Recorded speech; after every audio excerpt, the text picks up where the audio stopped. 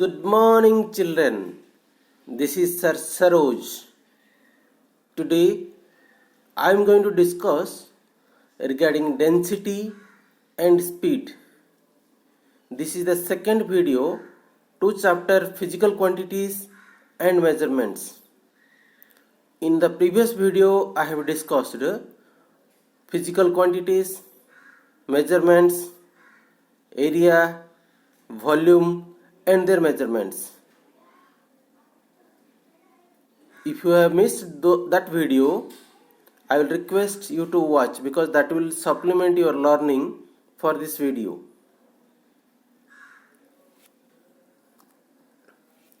Dear children, let us understand what is density. Density is defined as the mass per unit volume of an object or substance. Before I go deep into the topic, first I will make you to move in and around the Berhampur town. Dear children, probably you could be visiting the petrol pumps along with your parents when they pour the petrol in the vehicle. And if you could be noticing, the meter reads three parameters. One is for the price for which the petrol has been poured.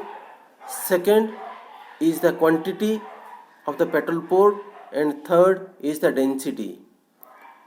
Have you any time there is a question in your mind why the density is mentioned over there?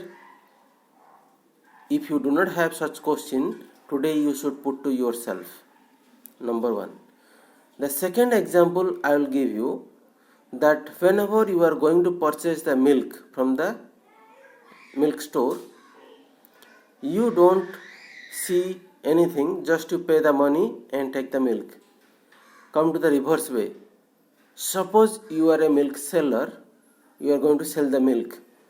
Whenever you are selling to the milk, either to the Omped or any other company, they will be purchasing, and during that time they will be measuring density by using a device known as a lactometer. Then only they will be getting the milk.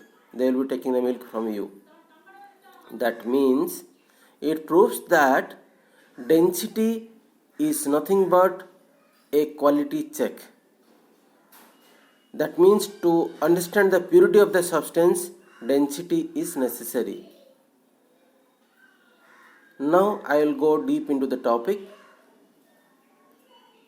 If I ask a question, which is heavier, 1 kg cotton, 1 kg iron? Somebody will say cotton, somebody will say iron, somebody will say both has the same mass. Yes children, I will go with the third answer, both has the same mass, because both is 1 kilo each. So mass has no change. But definitely volume is different, so density also different. Suppose you go for iron, it will occupy less space, so its density is more. On the other hand, cotton will occupy more space, so its density will be definitely low. The substance which has the higher density occupies more space for the same mass of the substance, so its volume is more. Similarly, the substance which has the heavier density occupies less space for same mass of the substance, so volume is less. Definitely, density is a derived quantity because it is derived from mass and volume, and the formula we use for the calculation of the density is nothing but density is equal to mass upon volume. The unit in SI system is kg per meter cube, and in CGS system that is gram per centimeter cube. Whenever you want to measure for the regular solids, the volume you can calculate by using formula. So density is equal to mass upon volume. Whenever you go for irregular objects, you need to determine by dipping inside a liquid. So the formula goes like this: density is equal to mass upon V2 minus V1. That is, V2 is the final volume, V1 is the initial volume. And there is an interesting factor here. you have to remember that 1000 kg per meter cube is equal to 1 gram per centimeter cube. This is a conversion.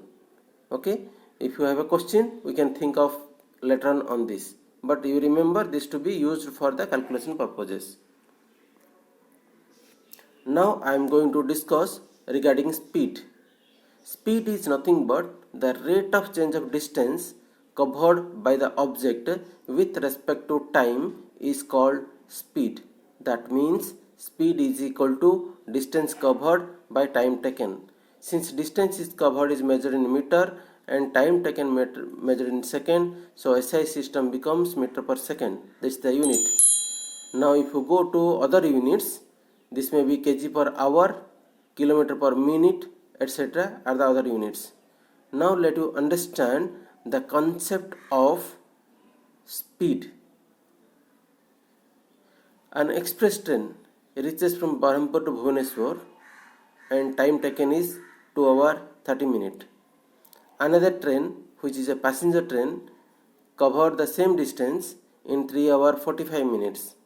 Now question is that whose speed is more? Definitely the train covered same distance in less time, that is your express train, the speed is more. Apart from this, you need to understand what is average speed, what is instantaneous speed in the higher classes. Thank you for watching this video. Please do not forget to like and share the video.